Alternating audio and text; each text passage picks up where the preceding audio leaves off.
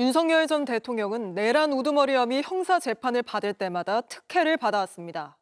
법원이 지하 통로로 들어갈 수 있도록 편의를 봐준 겁니다.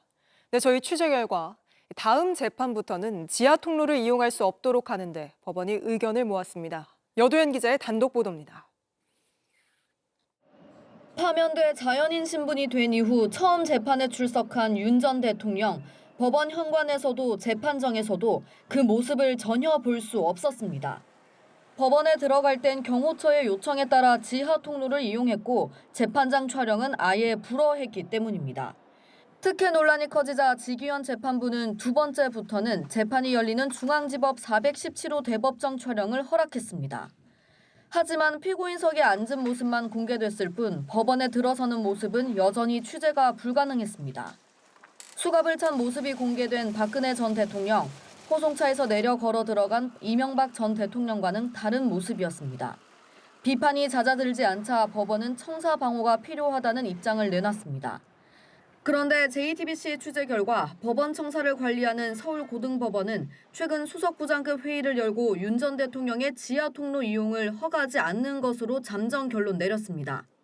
그동안 법원은 윤 전 대통령 출석 때마다 법원 주변 시위 상황과 청사 보안 상황을 점검해왔습니다. 극렬 지지자들의 큰 소동이 발생하지 않자 돌발 상황이 발생할 우려가 낮아졌다고 판단한 겁니다.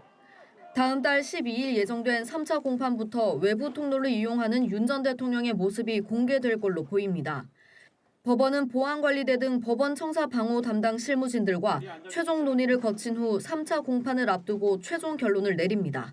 JTBC 여도현입니다. 법원이 방호 인력을 증원해달라고 요청한 걸로도 파악됐습니다.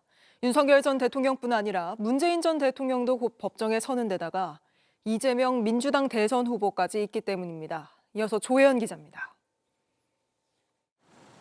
법원 보안관리대원이 출입구에서 방문객의 가방과 소지품을 일일이 확인합니다.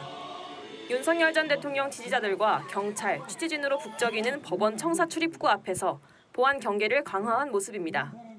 지난해 11월 이재명 전 민주당 대표의 공직선거법 위반 1심 선고가 있던 날엔 한 시민이 신발을 투척하는 일도 있었습니다. 법원은 이 전 대표와 윤 전 대통령 등 주요 정치인의 재판이 있을 때마다 방문객들의 출입을 통제하고 피고인 경호에 많은 인력을 동원해 대비하고 있습니다. 법정 내부에도 평소보다 많은 방호 인력이 투입됩니다. JTBC 취재 결과 서울고등법원은 최근 대법원에 보안관리대원의 증원이 필요하다고 요청한 것으로 확인됐습니다. 추가 채용을 통해 10명의 보안요원을 늘려달라고 요청한 겁니다. 법원의 고민은 윤 전 대통령을 둘러싼 사건에서 비롯됐습니다.